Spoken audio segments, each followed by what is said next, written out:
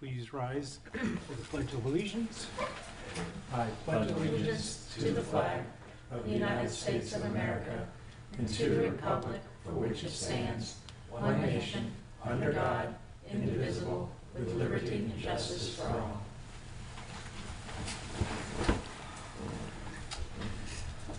Okay. Roll call, please. Member Sanders? Present. Member Kurzman? Present. Member Looney? Here. Member Rothenberger? Here. Chair Stevens? Here. We have a quorum. Great. Thank you. First, I'd like to introduce and thank Julia Sanders for joining our committee. There was a vacancy in the Finance Committee, and Commissioner Marriott asked Bill to join that, Bill Thompson to join that, so we're excited to have you. Thank you. Okay. Approval of the agenda. Let's go through any questions. I'll start this way. I usually go this way, so I'm going to start this way and come. Dan, anything on the agenda? No, I think it's good. Okay. Member Kurzman? Oh, you're working the way? Yep, Okay. going this way. Well, I did follow what I believe to be the procedure, which is to send in my suggestions for this meeting, as we were going to do before each of the meetings, for all the committee members to submit. I did submit 9 items, and they were distributed to everyone. One of them is not as important as the others, about the birds. That sign has already been removed. And in fact, I would actually replace it with the discussion about shark fishing on the beach, because I became aware of some new information regarding shark fishing. So my recommendation would be to include the 9 items that I asked to add to this agenda, minus the bird issue, but adding shark fishing. Do you want to bring them up one at a time? Sure. And vote on them one at a time? Well, I mean, or vote on them. That's a lot for everyone to understand. Yeah. So the first one is The public too, because they don't have that. Sure. So you could say, Okay. go one at a time. Right, well, to shine more light on it, I did post it, but of course, they're not expected to see that. The update on the sign issue, because this is something that's very relevant to this committee. I would think that we'd be providing input into anything like that. We didn't even know about the 4 signs per lot that was introduced later the same week as our meeting last time. And considering who we are, I think we should discuss signs. So that was the first item, and sign ordinances. We'll vote on that now then. Oh, okay. If there's a second to add that, then you would vote on it. This is just to review who's applied for signs on the beach? No, more of a general policy even on, well, what part of it was to actually know if there was any applications that have occurred, but really to understand what we believe, something as major as putting signs out on the beach is something that's very dramatic for the beach, and I've had a lot of people come and talk to me about it, and so discussing the policy for signage is important. One thing to keep in mind too, we might need to do some staff preparation if that's going to be added. That's why I said this 2 weeks earlier. Or add it to the next meeting. Well, that's the Or reason. add it tonight when we may not have the information. That might be great, because even if we don't have the answers, at least we can discuss the concerns and so forth. So my motion is to include something about signs. Point of question. Is it the sign is it the sign, you said issue, or is it the sign ordinance? It's the issue of the sign ordinance, and it's the issues around the sign ordinance. It's like signs. That's the issue is signs, Okay. and it's to discuss the ordinance and so forth. Question for the city attorney. As there is active legal, as there is a legal matter on this, is it prudent for us to discuss it? You can discuss it. I'll let you know if you get into territory that's confidential. Okay, I just, don't want to wreck. The status of the litigation without Yeah, That would be, discussing that's confidential. fine. that would be, I think we that's might, okay. Dan? Yes, I would be up for that, and especially if Ralph is with us. So. Yep. Yes, I'm good. Okay. all right, so that one's approved. The second one is, the reason I sent it 2 weeks ahead was to try to get code enforcement to be here. I did have a dialogue with code enforcement via email. I've shared that with you. But there were a list of outstanding questions. And the major issue is we had people that came to meetings and said quite clearly that they were told to put their signs, remove their signs in the past, both temporary and permanent signs. And I was trying to understand what the magic was, that we used to be able to get signs removed, but now we needed to have a new ordinance for it. And so I wanted to understand better what the magic words were. I did some research. I found loads of information, which I even prepared a draft complaint, just as a favor, using AI, that showed that, you know, citywide we require a monument on all freestanding signs, citywide. A monument can't be put in during turtle season. It needs DEP approval in the preservation zone. We have wording for warning signs, but our warning signs cannot be more liberal than the state law. And the state law for warning signs is that they have to have the specific law and other requirements. I don't want to give anybody a guide. And a whole bunch of other things, you know, similar.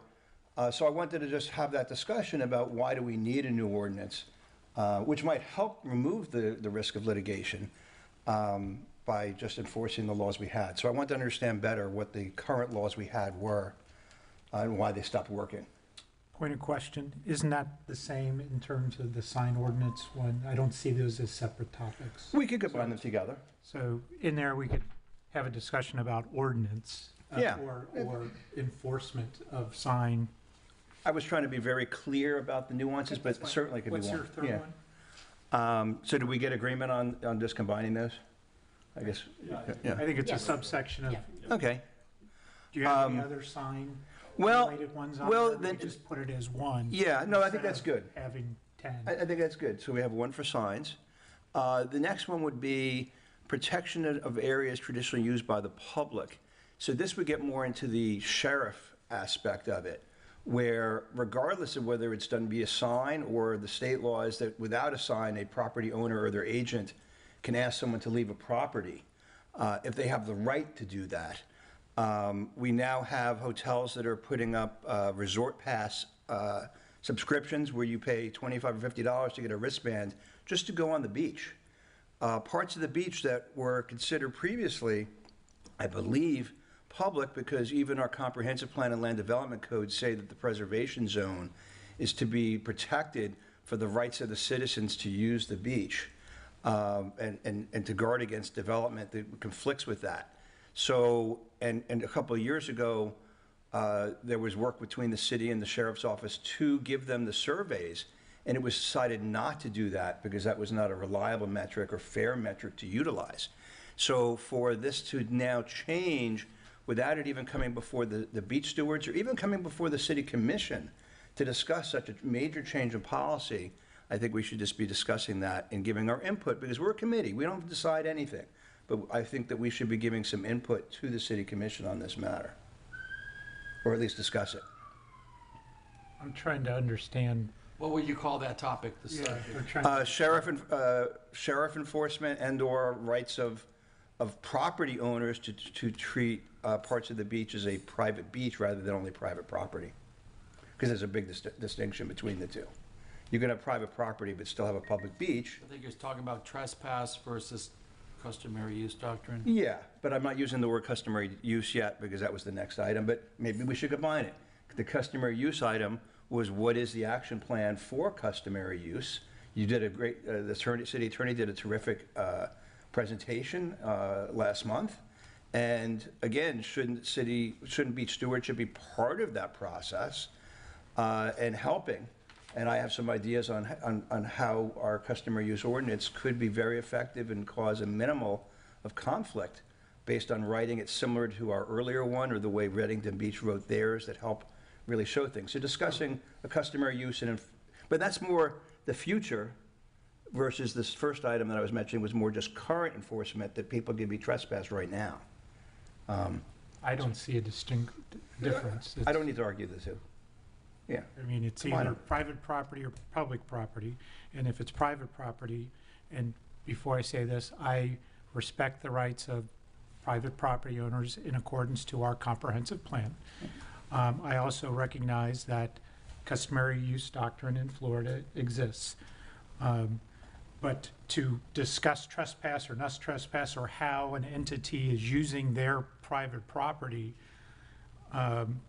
goes right into customary use. And if we're gonna have the conversation. Combine them together. That's, That's great. okay. Are you, again, I'm just starting this way. Next time, we'll start with you. Dan, what are your thoughts about having a discussion on customary use? I would think we could put that all together, just as you. Yeah. Works. 3 and 4. Okay, yes. Buxton? So we've added 2 items. One is the first 2 items they suggested, the other is the other 2 items suggested. One's signs and the other one's trespass customary use. Yeah. Yep. The next one is the beach stewardship role in city decisions regarding the beach. How did these things get so far without us not even knowing about major changes that are occurring, proposed the same week that we have a meeting? So we need to get more in the flow of this information and be involved. That's what we're here for, to be a committee. And so I thought one of the processes was send something in when we're polled, so that at least we can get things on our agenda, get the right resources here to speak with us.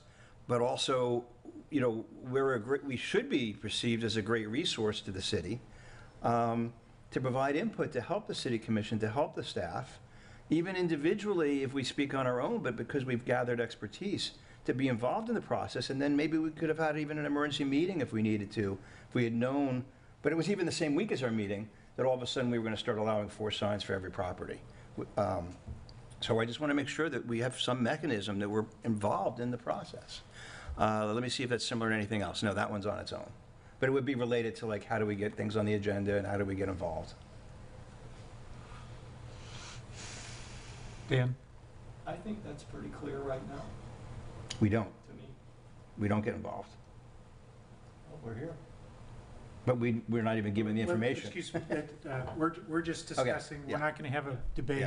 Yeah, We're discussing if it's on the agenda or. okay. Thank you, sir. Maybe it'll be like a review of Article 11, the Beach Stewardship Committee in the code. That could be helpful. How do we make that work? Uh, Yeah. let's- Okay, let's- sorry. Let's, Dan, you're not, or I don't want to put words in your mouth. That's okay. I like Ralph's idea of a review, so we could maybe take a Okay. look at it. I don't think we need to get down in the weeds with it. Mhm. A lot of things I think that we think we should be able to do, we probably shouldn't be doing.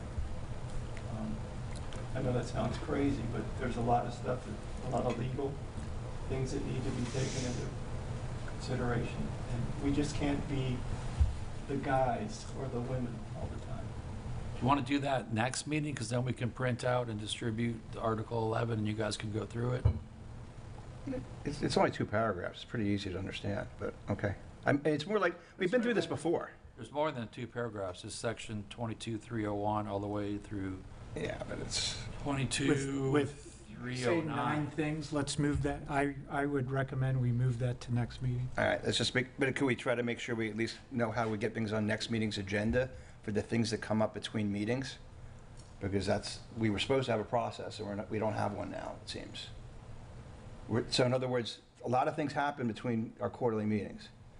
And, so you want to try to do something proactive, but even if 2 weeks before a meeting, we can't say, hey, let's put these on the agenda, what should the process be? Let's You want maybe figure to that have out. More than quarterly meetings. I'm looking in here, I don't think quarterly meetings is required, that you can't, doesn't say you can't meet more often. For any period. And in fact, if you look at the calendar, someone in the last administration moved us to every 2 months. They haven't told us about it, but if you look at the calendar, we shift to a every 2-month schedule coming up next year. I No, believe we've no. had this conversation. in the No. No, past. it's not true? We I have- thought, The system may have automatically done that, but we don't do that. that's what I was doing it based on. Okay. I believe we've had this conversation before, where we have 4 meetings. If a topic comes up that warrants a special meeting, we can call that. But- Right, but my issue is, if we know that things will come up between now and the next meeting, How do we get them onto the agenda is just the topic I wanted to cover. How will we get ready so that our next meeting can be effective with the things that come up between now and then? That's the topic. How do we coordinate with staff? How do we coordinate with anyone to get something on the agenda? Because it seems like there's always a new surprise, a new thing comes up. I respectfully disagree with that, but that there's surprises. But nevertheless, perhaps I'll ask Camden to come back with via email, a process to Sure. work with. Yeah, we can do that. Right? The other thing we need to understand is there might be topics that we want to discuss, but they're not in the priorities of the commission, the stated priorities of the commission and/or the current city. And staff time is a precious resource. And just because we want to talk about something, if it's not within the commission's priorities or understanding the current load on the staff, it might not be able to be added. I think- But I will allow Camden, that would be my recommendation to the committee, is to have Camden work with the staff and then come back to us via email with a stated policy. Let's bring it back at the next meeting, rather than conduct the business by email. We'll bring it back here, and then we'll do it in the sunshine. Well, I think that we need to then have this discussion. It sounds like we're having a discussion. Why don't we just put it on the agenda right now to finish this discussion, because I have things I would respond, but this is just to get it on the agenda. Going this way? Yeah, we could, I think we should have some limited Yeah. discussion, definitely.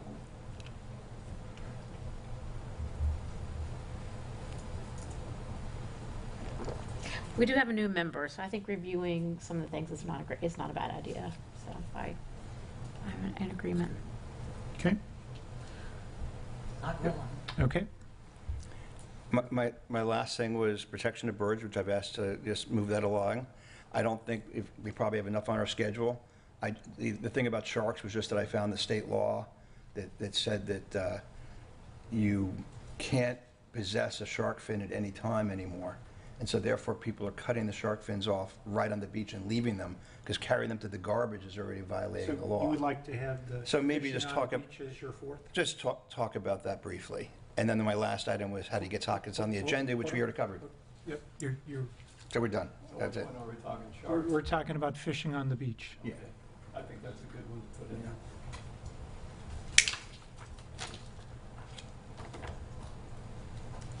Oh, sure, yes. Yes. Okay. So I would make a motion that, No, oh, I think you said yes. Do you have anything Oh, you would like? okay. What I had was fishing on the beach to have a discussion, so that works there. So I have sign ordinance. Enforcement is the first edition. Customary use / trespass is the second edition. Agenda addition topic process. Limited discussion is the third, and then fishing on the beach as the fourth. That's what I had in my notes. Did I miss anything? Good. Sounds good. May I have a motion? You do? Or, Mike, you made the motion? I No. seconded it? Can I have a motion? Oh, I make a motion to modify the agenda to include the four things that you just mentioned. I'll second that. Any discussion? Roll call? Sorry. Member Kurzman? Yes. Member Looney? Yes. Member Rothenberger? Yes. Member Sanders? Chair Stevens? Yes. Motion carries. Okay. That, audience comment. I think that's where we're at. Is there any audience comment? Thank you all for being here. Okay. Going to 4, approval of the May 20th minutes. Oh, man, I'm really upset that I missed that. In the minutes, it's because of the order. In the minutes, there's a number of action items that were included in last meeting's minutes that I agree with, but they said that staff or the city attorney would be coming back this meeting to present on those things, and those things are not on the agenda. So I should have mentioned that earlier, but I agree to the minutes, but I don't understand then why we're not doing what was in the minutes. Any questions on the minutes? Dan, any questions on the minutes? No. No, okay. I had that as well. There was a couple of things, if I recall correctly, you were unable to come, and somebody from your team came and did a fantastic job. Thank her for that. But there were a couple things I would ask you to review them and come back. Can I have a motion to approve the minutes? I'll make that motion. Motion to approve the minutes as documented. I second. Any discussion? Member Looney, Yes. Member Rothenberger, Yes. Member Sanders, Member Kurzman, Yes. Chair Stevens. Yes. Motion carries. As I mentioned before, we have a new member, and Member Thompson, Vice Chair Thompson, due to it being Finance Committee season, was asked to change committees. So we need to elect a new Vice Chair. If I remember the conversation from last time, Member Kurzman was Vice Chair, and we talked about rotating. I think it's unfair to ask a brand-new member, but Yeah. if you're interested, we would lean into one of our other two members here. Like Natalie. You promise you won't ever miss a meeting? I have them on my calendar all the way out. I don't usually miss a meeting. You can't get sick. I'm visiting my daughter in Chicago today. I was going to go yesterday, but I moved it to the flight this afternoon so I could be here. Okay. So I'm missing out on my daughter. Understanding that level of commitment. Yes, We need a backup. yes, I know. need a backup. Okay. Never run a meeting, but So I nominate, Yeah, you can do it. I nominate Committee Member Looney to be the Vice Chair. Do I have a second? I second. Roll call. Member Rothenberger, Yes. Member Sanders, yes. Member Kurzman, Yes. Member Looney, Yes. Chair Stevens. Yes. Motion carries. Congratulations. Thank you. Okay, now going to presentations. The beach report, so I'll give it to Camden. Thank you, Chair. So published with your agenda was the beach report, which gave a recap on some of the weddings and special events that occurred since last quarter. Some of the future special events that are in the works, the light work event, that's a Pilates, a recurring event that's coming up on August 23rd. And then we have some volleyball association tournaments also in August. Keep Pinellas Beautiful has some cleanup events scheduled for Upham Beach, Pass-a-Grille, and the county park, also later in August, and then September, October, November, and December for that Upham Beach and Pass-a-Grille. So those are listed in the beach activity report, as well as the Pinellas County Sheriff's Office ordinance and violations. A couple items that I wanted to mention, just following up from the previous Beach Stewardship Committee meeting. There was a request for a list of all the future events, even if they're not currently approved, but that are in the application stage. So we have relayed that to our resident services department, so they're going to get into a cadence of providing that list for us moving forward.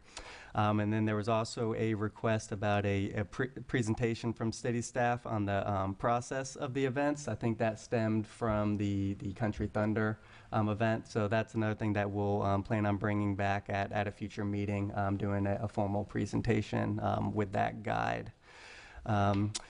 We also received some comments about volleyball nets and those some of those locations. I did check with staff on that. For our understanding, the only nets that are approved by the city are at Upham, and that the Krabby Bills nets, those are private property nets, and we have notified FDEP of those locations. So I'll let you know if we receive any follow-up there. PCI moved their nets. They used to be in the dune area, and they moved them forward into the beach area, or the loose, moved them forward. So I didn't hear you mention those volleyball nets. Is that, we can look at those as well then. The only ones we had mentioned was the crappy bills. I wouldn't have mentioned it had they just left them where they were, but They the were, fact they but now moved they them do. beachward to Okay. where people used to sit was surprising. Also, just on the futures, you know, for instance, there was yoga on the beach last night. I almost went, but I was busy. It's not on the list, and then the future events ends August 23rd. I mean, I know this was prepared a week or two ago, but I have to think that there's probably more insight into more things that we're seeing here. This is all that's in the queue right now. Okay. But If you recall, the proposed beach ordinance that it went through asked that any organized activity would have to register with the city, which would give us much more insight onto activities.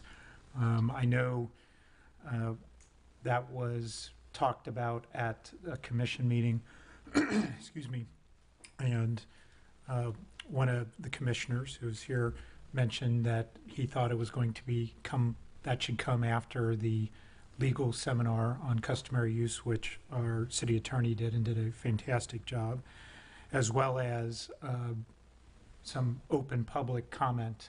They asked for some more open public comment. So I look forward to that happening and it coming back to the commission for consideration. There is a set of protections in that, in my opinion, there's some protections of events and those types of things in that proposed ordinance that has been reviewed by us for years. It's been reviewed by planning for several times. It's gone through, it's ready to go. So I look forward to seeing that continue to move forward and hopefully back to the commission for consideration.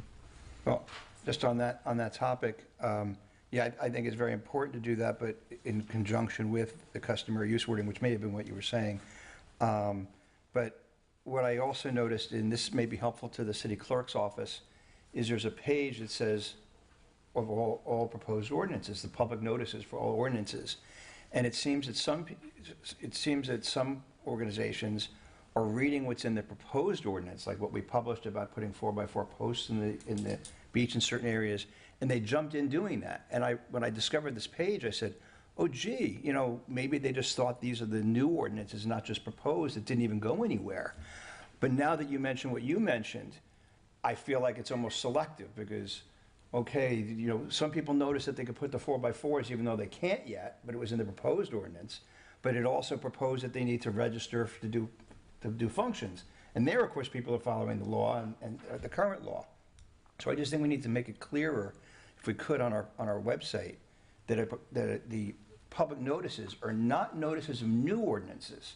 They're notices of proposed ordinances, and they are not our current law. So I don't even know what our current law is, frankly, I admit, to like registering it in a yoga event or anything like that currently. But we need to distinguish it, I think, more clearly on our website. Thanks. Anything else in the beach report, Camden? no, that concludes the beach report. Any comments on the beach report, Dan? No. Vice Chair? No, I guess we don't have a new city beach person yet, do we? Like what we used to have, like the person who was designated just to be over the beaches? No, we don't have that position. That was taken out of the pay plan. Okay, so it's not even, oh, wow. We didn't okay. know that. Okay, thank you. Any other comments? Okay, let's then go to our first item for discussion that was on there, temporary construction easement, dredging and sand placement. Sure. So this is a project that Pinellas County and the U.S. Army Corps of Engineers is preparing for. So this is a dredging project of the Pass-a-Grille Channel. That they'll use a beneficial use of the dredge material to fill the beach lip on Pass-a-Grille. So the easements associated with this are for them to be able to access from the Gulfway right-of-way onto the beach. So you'll see it down on First Avenue and then up on the north end between 21st and 22nd. So these are just temporary construction easements that just gives them the ability to stage equipment and materials within the city right-of-way during their project duration. Right now, the timeline that the Army Corps had shared is that they plan on awarding the contract to the construction vendor in December of this year, and then they'll be issuing the notice to proceed in January. They anticipate that the work will take about 120 days to complete. That'll be the contract, and then that they would be completed in May of 2027. So we're coordinating with them closely because we also have a capital improvement project that's under design right now to rehab the roadway of Gulfway. So we just want to make sure our two projects won't conflict there on the city's end. These easements are proposed on tonight's agenda for Commission's approval. Any comments? I have a question. Is the purpose to build up the beach or to make the channel more navigable? What's the? The purpose is to make the channel more navigable. That's where the project is funded from the Army Corps standpoint is a dredging project. But through that, there is, the beneficial use of the closest place to stand is Paso Grill Beach. They've tried to accomplish this a couple years ago as a beach nourishment project and wasn't as successful, but through that dredging project mechanism, this got funded that way. And will the sand be going like on the point or the dog beach, or where will the sand? It'll be going on the west side of Paso Grill Beach. Okay. So mainly just filling in that template where we had, lost more sand after the storms. Okay. And then I'm assuming like Fish and Wildlife and like it'll be monitored as far as like they won't be dredging once turtle season is. Yeah, it'll be heavily monitored, permitting with the Florida Department of Environmental Protection as well as FWC. Their plan is to get complete before the shorebird nesting, but yeah, that'll be heavily monitored. Do we know if there's any reef system out there that'll be impacted or? Reef? Mm-hmm. No reef system impacted. Okay. Dan, any? I just saw they were going to go to May, there, which that's pretty much when turtle season starts, so there will have to be a lot of monitoring. Correct. Yes, and that May timeframe is really the contract. Hopefully, they get completed well ahead of that. Thank you. Yes, sir. John? I would like a more thorough legal analysis of our responsibilities. And the reason I say that is because when the state and the Army Corps did their little celebration a couple months ago, I sent an email because although the state and the feds, the county, let me start over. The county and the feds came to an agreement. The state was not in the room. And so when the county and the feds decided that they would do this new way of no longer moving the erosion control line, which is a state law that you need to do, I don't understand how they can, essentially conspire or just essentially say that they're going to violate state law, because the state law, section FS 161, 151, that area talks about it, when you renourish, you must move the erosion control line. And what they said in their agreement between the county and the feds, we'll just do a customary use ordinance, rely on that. Okay. First off, I don't understand how we get to violate the state law. But second of all, where is the proposed language of what should be in the customary use ordinance to provide the protection? Because the protection that the state wants is that anything that's filled becomes public land and is owned by the state. Customary use will address the usage aspect, but it won't address the statute that says it's owned by the state. So how are they getting away with violating state law? And do we want St. Pete Beach to be the first area to get sued on this because we step into it first?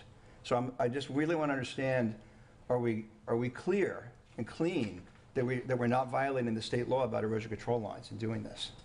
If I remember, and I can't remember if it was in a picture I saw that you included or not, in this particular project, the CCCL and the erosion control line are all the way back to the wall, and it's not going to be affected here. because you can't move that erosion control line onto concrete because we're not putting sand on the concrete there. So I don't know, though I think your question is interesting. I don't know if it applies to this project. Well, we should look into that too then, because I looked and I thought it did a little bit. My recollection of the ECL back there, it goes, one, it's city property already, so there's no customary use, there's no issue there because from First Avenue all the way up to 31st is public beach. Second, the erosion control line, which is interesting, we have an erosion control line on public property, but that's fine. It goes all the way to the concrete, all the way up to 22nd. So I don't know, though, again, I think your question is interesting. I don't know if it applies for this project. We can discuss that at the customary use, our discussion of number 3 that's on the agenda, or C. I just don't think it applies to this project in this easement. I look carefully, and there is a bit of ambiguity in one area, but in the southern area, it did look like it was something that should be considered for for moving of the ECL if we were following the normal procedures. So I think so I'm nervous about approving something that makes us potentially violate state law. Any other comments?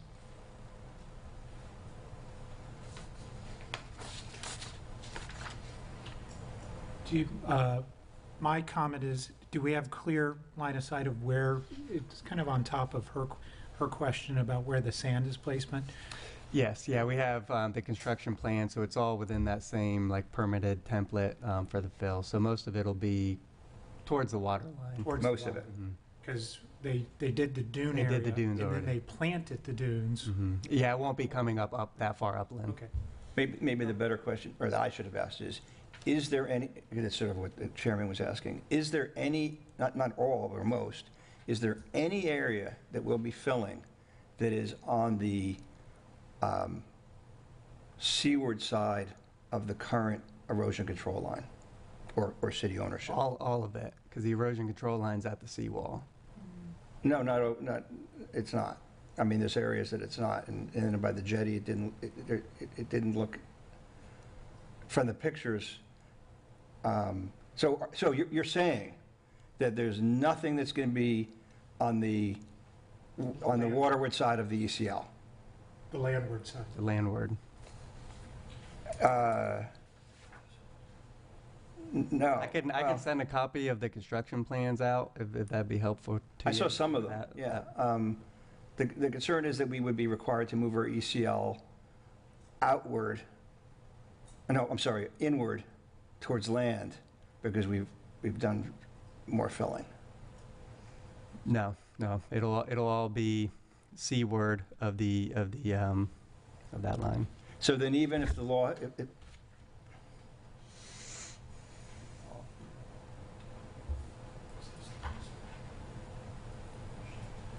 The easement. The shaded areas that you're seeing, those are just the easements for them to keep like equipment. That's not where the sand is going. Okay. These easements are just for staging equipment and materials. So they'll be closing off parking spaces so they can keep some of their equipment and materials. But the sand itself is all on the beach. well, I thought that was also what came into the whole issue at Silver Sands and so forth, was that the Army Corps wanted a reservation that they could just get through there, and therefore wanted an easement. Maybe my better question. That's not what we're discussing, the Pass Grow project. Well, right, but it's the same, but what I'm saying is the issue was not filling, it was actual just access, like we're saying here. That's exactly what this issue is just so they legally can have access to put the sand onto the beach. They have to get through city property to do so. So to really address my concern, do you have something? It's for construction equipment. All right. It's a temporary construction easement, similar to what we do when we do utility lines and things like that, and have to dig things up or Right. go across property. Which normally wouldn't change the ownership. Of course, saying it's city property, so they need our permission for the federal government to cross our city property with their construction equipment. And so we reviewed this because it does take up some parking spaces and some other areas that the public uses for parking. All the sand's going here. So there's the Okay. erosion control line. And even with It's all the, going up there. by the jetty too? That's just the easement. The shaded area is just where they're gonna put the construction equipment. Okay. That's not where the sand is going. So my best, easy, all-encompassing question would simply be, had the Army Corps and the county not come up with their new plan, and we were just following the regular plans of the state statute, would we, in this situation, if this was like a year ago, would we need to be moving the ECL under the law? Okay, that's for beach renourishment projects, and this So no. isn't a beach renourishment project, but I can still look into your question. I understand your question. Okay, so if the answer is it wouldn't have needed it before, then I have no problem. I'm just concerned by that latest change. Thank you. And I believe this is the same easement we gave them 2 years ago. Yes. Looks like the exact same places. I tried to go back to see the easement that we gave, but it looks like the exact same easement we gave 2 years ago and the year before that. It's pretty similar. The only minor changes between 21st and 22nd, we asked if we could decrease that area a little bit and keep it concentrated to the west side, just so we could keep that area maneuverable and keep the road opened. Okay. Any other questions? Thank you. You're going to put it for a vote, or what happens? It's an item for discussion. Okay. Next to the additional items, the first is the sign ordinance and enforcement, is how I have it. So, I've communicated in city commission meetings, and because I spoke at the city commission meetings, I wanted to make sure everybody had the copies. And the issue is that we had 1 or 2 signs that were of concern, and we had a meeting where we discussed the issue.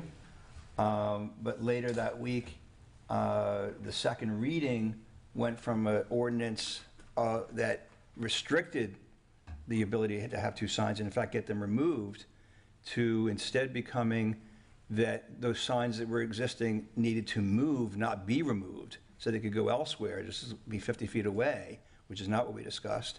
And it also then enabled 4 signs on every property of any type, after going through a permit request, which did not have any reasons to deny other than lack of providing the paperwork, which even in itself might be difficult. So the question is, a lot of people moved here thinking they could go anywhere on the beach, and now there's signs that could be permitted based on this latest ordinance that says you can put 4 no trespassing signs. And in fact, during the city meeting, they talked about triangulating locations and the need to be able to have 4 of them to do the triangulation, in other words, the markings. And so, it's just very, I think we need to make a statement, because I've had a lot of people say that signs that will change the whole beach. It changes the whole look of the beach. I was out last night.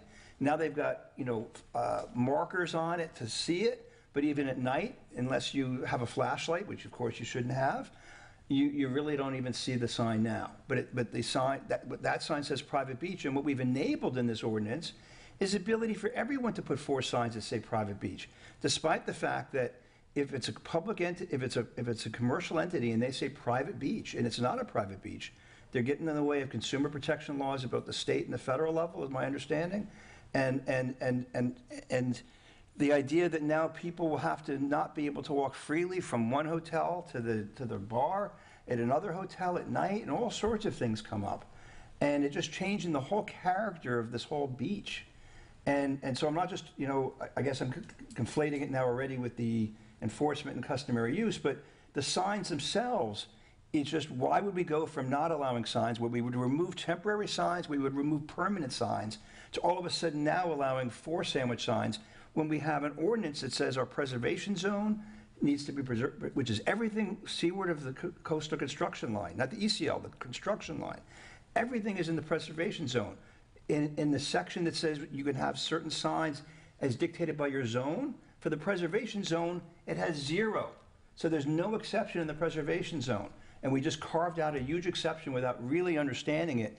And I don't want to liaison, but I spoke to multiple city commissioners, and they all had different reasons, and that it was almost like divide and conquer. One would say one thing and it didn't make sense, and another would say something else that didn't make sense. Had they been together, they wouldn't have had that same conclusion, I don't think. So I'm very concerned about the signs, and I think that we should at least have a workshop or something with the city commission to talk about. This is a major change to open the door, and you have a lawsuit on one side saying they don't like it, and frankly, the residents, from what I speak to, they're not happy about it either from the other side. So this adding of the 4 signs per property, I think, was a major shift in direction between the 2 readings. And I think that we need some way to try to provide input or discuss it. Thank you. Dan, any other comments? No, I don't have it. I have a tangent comment. I would like to see more signage, more on the, before you cross over, specifically talking about the wildlife, like that we have nesting turtles. I've been to 2 local beaches. I say local, one was in Georgia and one was south of here. And they actually have, like, information like loggerheads nest here. And so there's a little sign, and then it would be nice to have something about skimmers, like kind of like, on the Paso Grill area and Upham. It would be nice to have them in a lot of places, but a lot of the accesses may not be perfect for that. But I would like to see more. And then, just recently you had the whole issue about the birds. I would like to see when the birds are actually nesting and even after they fledge, because once they fledge, there's no one there protecting these young birds, and so the parents are still trying to feed them. And I watch children just chasing the heck out of them forever and just wearing them down. So I think it would be nice if the city could maybe, I don't know, partner with a conservation group to do a little bit more messaging. Like we have the big billboard that goes down the beach. It would be nice to have a message about fledgling birds, please don't harass.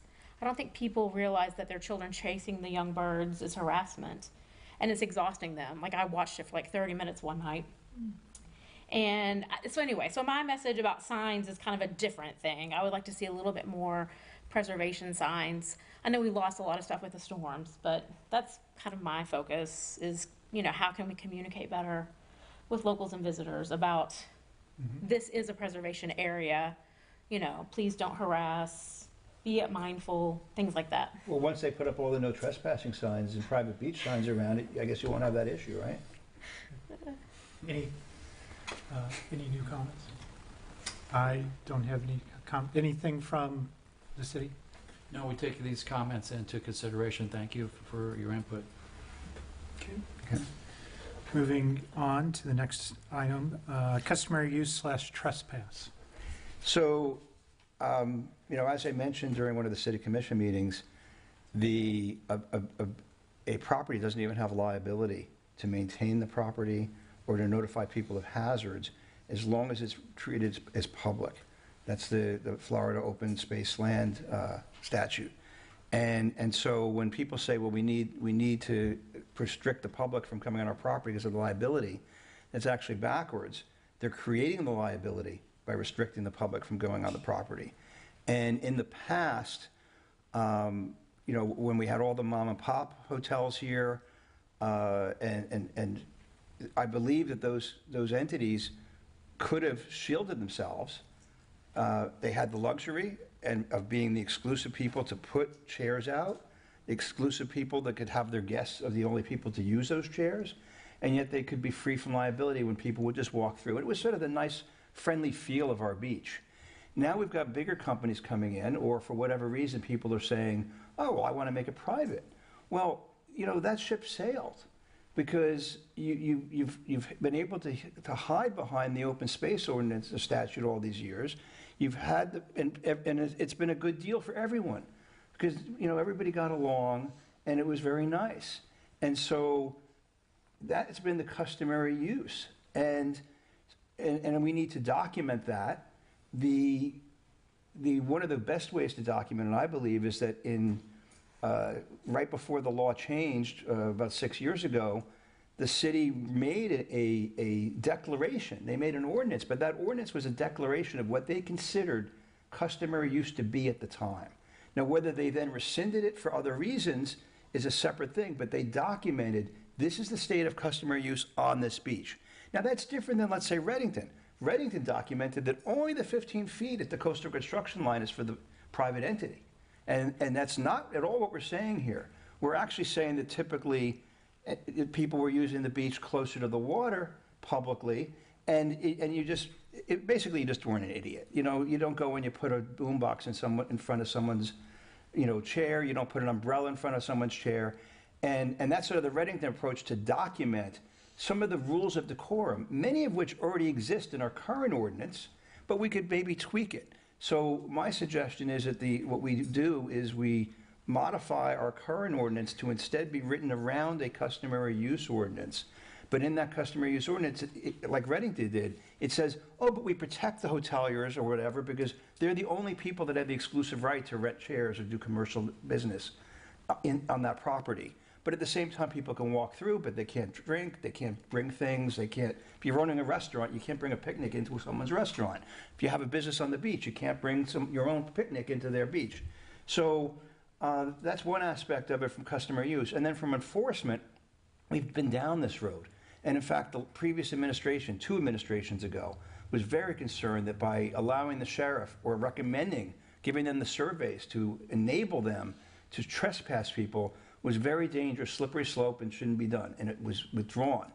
And now, behind the scenes, it just sort of seems to be happening or created. In fact, our own mayor, the last mayor, was involved in an incident where him or the people he was with was being trespassed. And the sheriffs came back and apologized for doing it, that they were misinformed. So how do we go from 2 years ago, that it being a case of being misinformed, to now we're like, hey, go home, let's do it. And it not even being discussed in this organization or the city commission. And so when I researched that, and again, I'm not an attorney, but what I saw was that you could trespass somebody without a sign. So this whole idea that you need signs for trespassing does not hold water. As long as the agent or the owner asks someone to leave, they can trespass them. Now, they still could be countersued, and there could be a long, debate, and it's really not fair to our tourists to put them into that, or even our residents to put them into that. And I also found, because I was working with a very expensive lawyer, and I found something that they had written that actually had said that even your deed and even your title insurance does not have to mention customary use. Because just like, it doesn't say that you can't rent it out because, there's an Airbnb ordinance. There's laws. And laws don't have to be mentioned in the deed or the title search. So even when you look at someone's deed, and most of those deeds, by the way, that I've looked at say that they have an exception for the right of the public to use the beach, an exception for Duke to put in, or the energy company, and an exception for the cable company, but there's an exception saying, be ready, the public may be using your land. Many of them have that warning language in them. But even if they don't have that warning language, it doesn't mean that there isn't a public right, because if it's by law, by customary use, by any other doctrine, it's not going to be mentioned. So to give the sheriff some surveys or even some deeds and say, go to it, you can start trespassing people once I give you the affidavit, that's not right. And I think we really need to be cautious about that. That was my other comment. Dan, any comments? No. Vice Chair.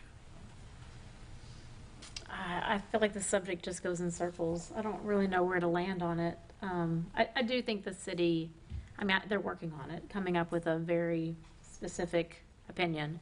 So I think we're kind of in the mix of it right now. But, we all have opinions.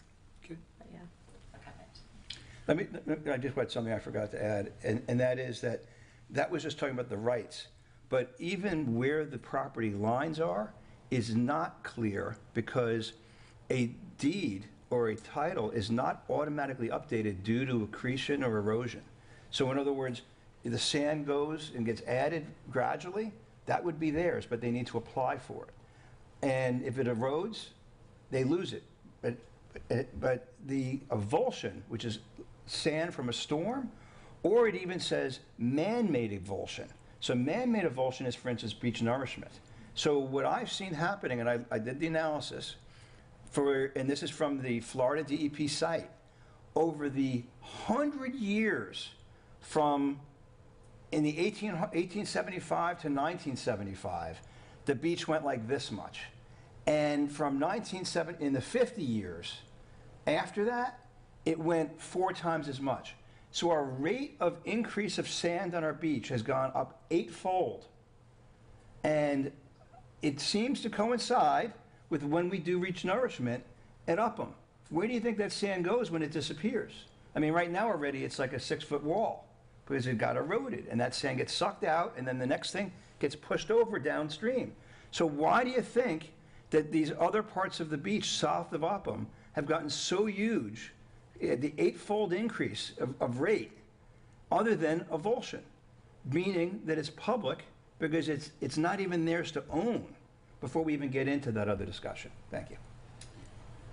I think I got through everyone. I'll repeat what I said before. I respect our comprehensive plan. I respect private property rights, and that I also recognize that customary use doctrine is alive and well in Florida. One thing I would, is we talk about customary use, and if you think about the means to get to the end of it will, in my research and talking to you and other attorneys about this, is not just as simply passing an ordinance.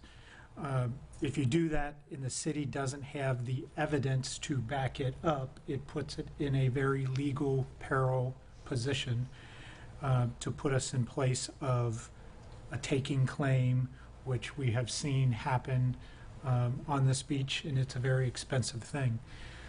It will, and I'm not an attorney, can't like that, but every person I've asked said millions of dollars, because you have to do this lot by lot or plot by plot, ownership by ownership, and get evidence and show each one.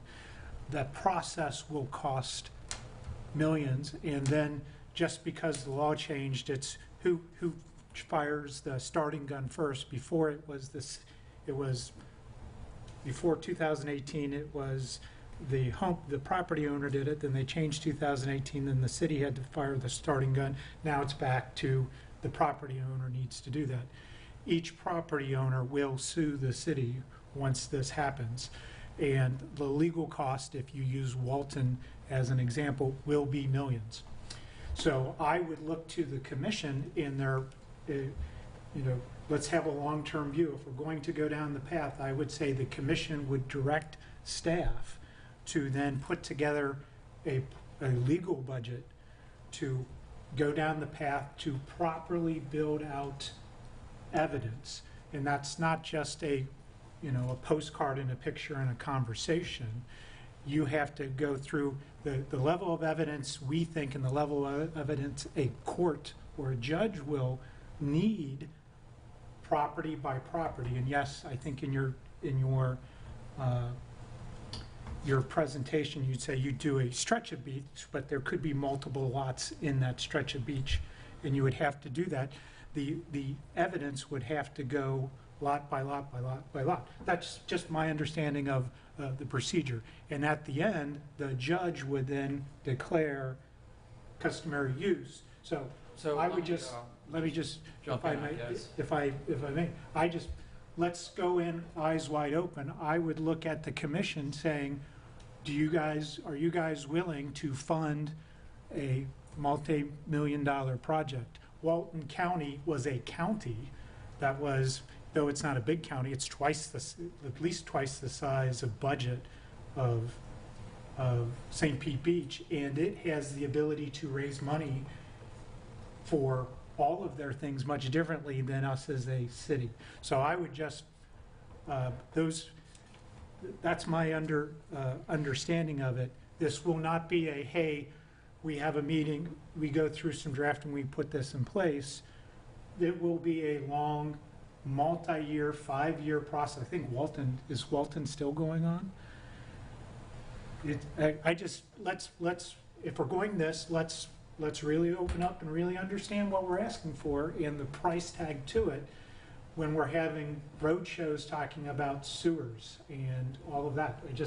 And I know, hey, the time is the time, but I'd rather have a flushing toilet and, no flooding than that. If I had to choose one or the other, I'd like to flush my toilet. That's just me. I'm just speaking to myself. It's a hard choice. And I know we're having, are we going to increase the millage rate? At the end of this there's going to be a big bill to implement this. Let's just make sure we understand that. I've got a lot to add, but I'll wait till you hear the attorney. Okay, yep, just as we explained at the customary use seminar, customary use doctrine was created by the courts and decisions arising out of the Tony Rama case. It's a judicial doctrine. Judicial doctrines are immune from regulatory taking claims. So because it's established by the courts and it's part of common law, it's already there. You don't need an ordinance from the city to create customary use. It already exists. So customary use exists on our beaches, and it's presented to the court and enforced by the courts with evidence in front of the court. So those are done on a case-by-case basis. It looks like we may have some coming up in court soon. We don't have a need to adopt a customary use ordinance, because if we do, that's a regulation. Separate from a judicial doctrine, now you would be also doing a parallel regulation that would be subject to a claim of regulatory takings, and we'd have to defend and analyze those. So it's something that's not really required, and we haven't received any commission direction to adopt a customary use ordinance. Last time we repealed it when we were sued by the same law firm representing Silver Sands. So I appreciate your input on it, and it may come up soon in the court system on various stretches of our beaches, but that's where the judicial doctrine is implemented. Can I add? First off, a taking claim goes both ways, and there are a lot of condominiums and private home owner residents that purchased here depending on their public use of the beach that existed. And so if the city is involved through their contract with the sheriff, for instance, to start trespassing people, that is a taking from all the rest of us. And so, again, I'm not getting into who has standing or any of that right now, but there's a taking issue there. The process lot by lot, that was the old game. And even when there was the provision, when we had our ordinance 6 years ago, it did not have a universal rebellion by the property owners or lawsuits. There was one entity that was suing on another merit, and there was no ruling or decision or dispute that the ordinance as laid out and described was inappropriate. They withdrew it for other reasons. So I don't know that we could just assume that everyone's going to sue if we do something. The same way I believe that the city should be prepared for a lawsuit if we don't do something. And then the evidence we just discussed. I think part of the issue has been that in this beach stewardship committee, it is not necessarily always a representative of each district, because for committees and boards, unlike the commission, they can be from any district. And I have noticed that there is times that a majority of the people on this dais are part owners of Lot M and N. And frankly, I just should let that out there. I believe Lot M and N has done their homework, and Lot M and N should not be in jeopardy or be of concern. Lot M and N is clearly declared, and judicially it's been decided what the private rights of Lot M and N. So that's separate from the issues that I'm raising that are exclusive of Lot M and N, and should not be the concern. And then also, I respect the comprehensive plan and the land development code as well. And again, I included it, but it's probably lost. But in our LDC or comprehensive plan, it clearly says that the preservation zone should be protected for the use and enjoyment of all the residents of the city. It doesn't say the public, maybe it should, but it says all the residents. So to start restricting and violating the comprehensive plan by trespassing people is a major, major issue and concern. Thank you. Any other comments? All right. Where did we, 3 is the agenda topic process. Yeah, whatever. Why don't you go? I can jump in there.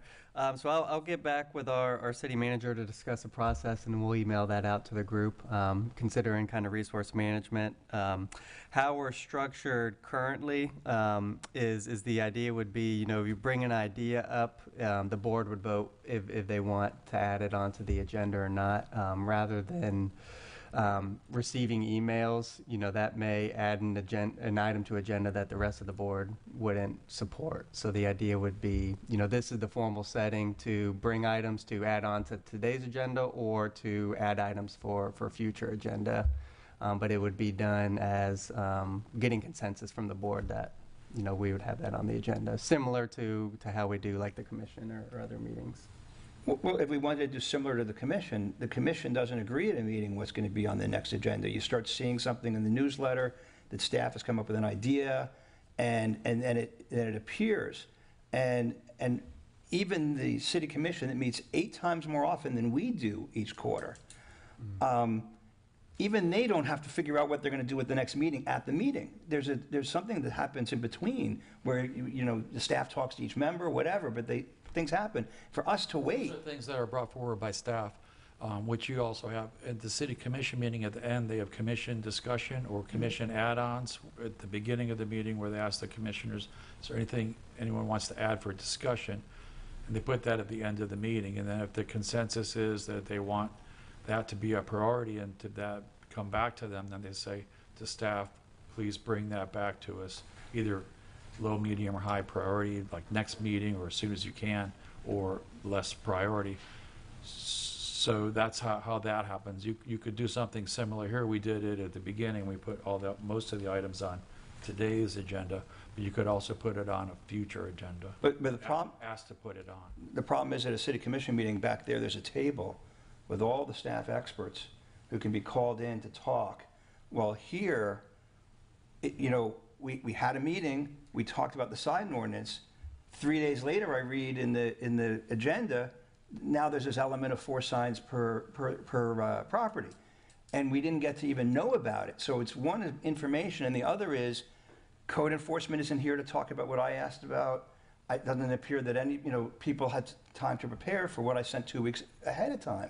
So if we're going to wait another quarter, even if we go to bi-monthly, even if you go to monthly, if you wait another month to even get it discussed, the city commission is already, reacting and trying to follow up on emergency ordinances and whatever else. We're missing the boat. We need to be getting information constantly from you guys that will be relevant, and then we need to be able to have a way so that at this meeting today, we could have been hearing from code enforcement about how they used to get rid of signs, but now they can't. And we're still in the dark on a lot of that. So I'm trying to address that somehow. And hope that the city can figure out a way to do that. Dan, any comments? No. I don't have any other comments. Chair, I did receive a comment card on customary use. Is everyone okay? But yes, of People course. spend their time to come here. Yes. It's obvious who that was. If you please state your name and address for the record. Leslie Price, 6650 Sunset Way. A lot of the things that are being brought up today are really interesting to listen to, but they're also very involved and connected to many things that have been discussed prior. But just like you're saying, you get it kind of frustrated when you are presented last minute with no information or after the fact. I'm kind of feeling that as well. There was a lot added to this agenda that I had no forbearance of it going to happen. So as an outsider coming in and trying to listen and pay attention and be involved, it's a little bit of a stretch. But also the customary use, I unfortunately wasn't able to go to the meeting that I believe you were in charge of, where you were explaining all of that. And I'm seeing so much on social medias, which is a perfect place for bad information that I would like to see, or was it recorded in any way? Because I could not find it. I wanted to watch it that night. Yeah. You can get with the clerk and she'll show you where the link is, where you can watch it. If you look it up by date, Okay. the customary use legal seminar was recorded and it's available for Okay. streaming after the fact. Okay. And that is a good point. If you are adding things to today's agenda, the public doesn't know to be here to talk about that item. So if you add an agenda item for the next meeting, then it can be added to the actual posted agenda, then the public knows to Right. show up And and want to talk about signs. I'll wait till you finish your. And I understand that the difference there in the time for what you're struggling with as well as for us, you know, that time difference, the stretch of time between when something needs to be talked about and when you can actually meet. Sometimes you just can't get over that or beyond that. Well, just to address that. But what I would Okay, like to I'll wait. finish with the customary use training is to make that more available, because there is so much discussion out there, because there's so much strife with what's happening with the customary use and the signs and everything else right now, to really get that word out there so people can understand the basics of what it is and help people come to grips of at least the legality part of it. So the reason that I sent everything in 2 weeks ahead was I had hoped that it would be part of the agenda packet, so that when everybody got the agenda packet a week ago, they would have seen that there was at least one commissioner who was recommending these other items for the agenda. So even though they weren't approved, the public could read the slides that I provided and all the information and then come in being aware. And that's what I'm trying to get at, that is that to help address her concern, if any of us send in, 2 weeks or 3 weeks, make it a reasonable date, a list of items to discuss, at least the public will know these are possibly topics that could be discussed today. I think that could be very helpful. Thank you for listening. Thank you. Thank you, Leslie. All right. The last topic is fishing on the beach. This is a topic we've discussed many times, at least in my tenure up here. City Attorney, would you kind of give us people fish on our beach. It's a constitutional. So this would be helpful to put on the next agenda perhaps, but we have a memorandum that Becky Vose prepared about shark fishing. It's many pages long. The basic idea is that the Fish and Wildlife Conservation Commission, Florida Fish and Game, is how people typically call them, or FWC. They have control over hunting and fishing based on You're done. based on their authority under the Constitution. They're a constitutional agency, which is different than an executive agency.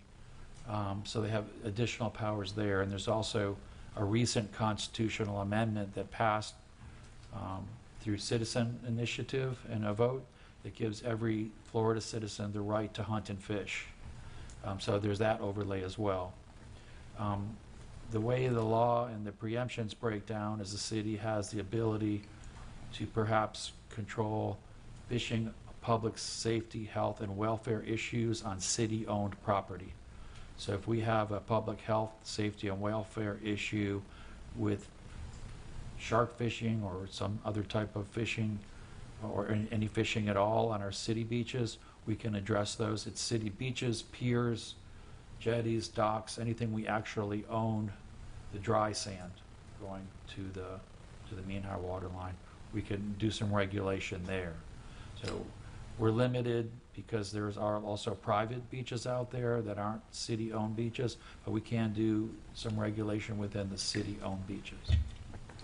One of the So it'd be interesting for us and for the city commission and for, I think, the public and staff to hear the specific concerns. I heard one earlier about bins in the garbage cans, for example. These things that, staff doesn't see, only maybe staff that cleans up the beach sees it, but that would be helpful to talk about, I think. So if you have some input on the public safety, health, and welfare issues that are associated with the city-owned beaches. Well, since I raised this issue, let me just explain a little bit about what it was. I looked at the DEP site, FWC site, because I saw some of our neighboring communities are adding some special rules for sharks, for instance. And what I did find is that although the beaches have one set of rules, the jetties allow some extra things that they can do, chumming and so forth. And since our jetty down by Passagirl that we just talked about earlier is a jetty, I'm very concerned about chumming there. I can't say chumming from the beach is illegal under Florida statutes, and FWC enforces that everywhere, whether it's private or city. But not jetties. That's the nuance that I noticed, that on a jetty they can chum. The other thing I noticed... I don't know if that's true or not. Good. Well, then maybe you could just get that and make sure that's it covered. The other is that I've heard, and this is through social media, that people are using drones even to get the line out. But FWC has a regulation that it needs to be a self-propelled throwing of the line. And and then what I would recommend, based on what we just talked about, is, and it may not be legal for us to do this, but I just think it would be in public interest, is allow an amnesty to allow the shark fin to be transported to the nearest public or nearest garbage receptacle, so that because you know in my house in New Jersey, people just throw the little liquor bottles, the single-use liquor bottles, out in front of the house because they don't want to have an open container in their car, and it's an unintended consequence. That now, because they don't want the unintended they want to have the illegal item, they throw it out their window. Same with these shark fins. The moment they reel that guy in, they cut the fin off and then take the rest to go make soup or whatever they do with it. So we should just allow them to carry that illegal shark fin to the nearest garbage can and throw it out, so we don't have shark fins lying on the beach. Thank you. I have a comment, and this is what happens when you get into these situations. I think it's 22nd. There are a lot of people that fish there, and there's a garbage can there. And one day we went to check it out because it smelled so bad, and there were thousands of flies. It could be a health hazard. It's unbelievable.